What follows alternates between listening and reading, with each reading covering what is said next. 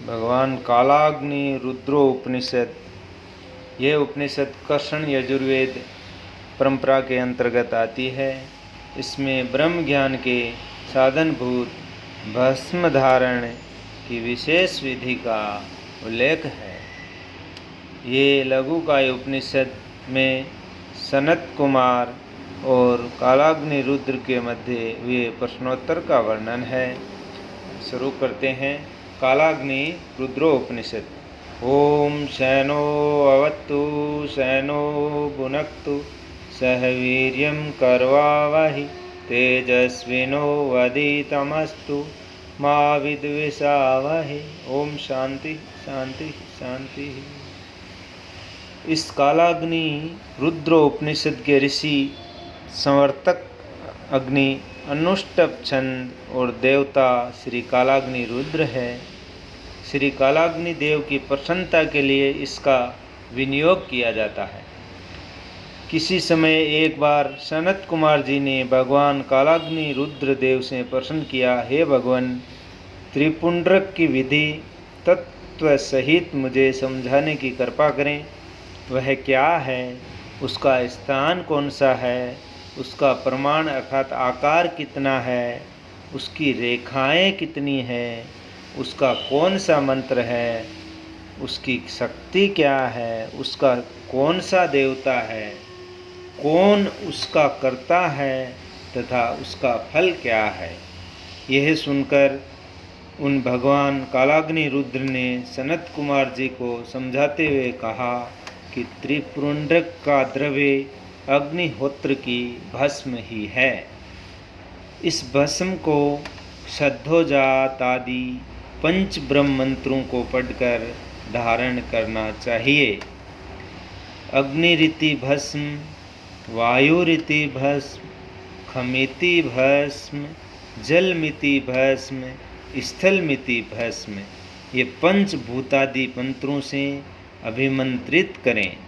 मान स्तोक मंत्र से अंगुली पर लें तथा नो महान मंत्र से जल से गीला करके त्रियायुषम इस मंत्र से सिर, ललाट, वक्ष एवं कंधे पर त्रियायुष एवं त्र्यंबकम मंत्र के द्वारा 3 रेखाएं बनाएं।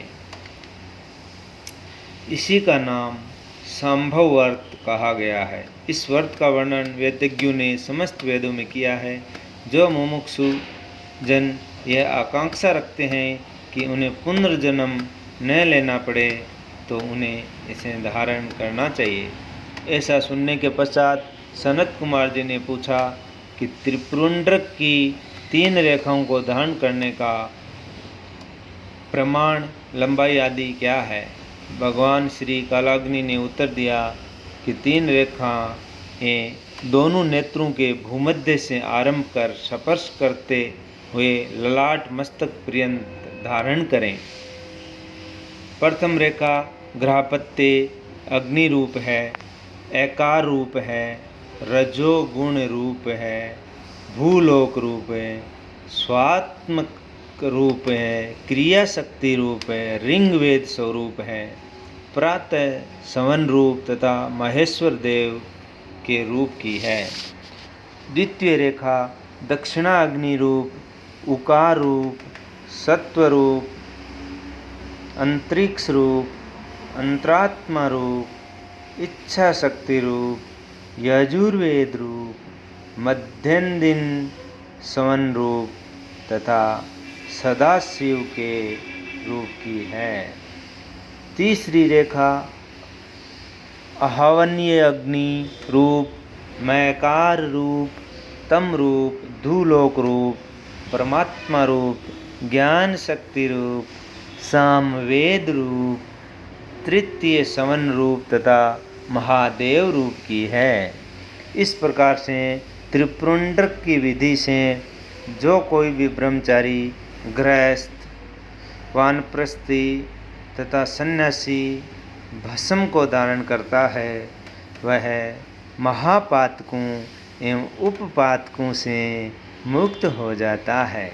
वह समस्त तीर्थों में स्नान करने के सदस्य पवित्र हो जाता है, उसे समस्त वेदों के पारायण का फल प्राप्त होता है। वह संपूर्ण देवों को जानने में समर्थ हो जाता है। वह समस्त प्रकार के भोगों को भोग कर सदाशिव के लोक को प्राप्त करता है। वह पुनः जन्म नहीं लेता। इस प्रकार से भगवान कालाग्नि देव ने सनत कुमार जी से त्रिपुंड्रक के धारण करने की विधि का वर्णन किया। जो मनुष्य इस उपनिषद का अध्ययन करता है वह भी उसी रूप में शिव रूप में हो जाता है।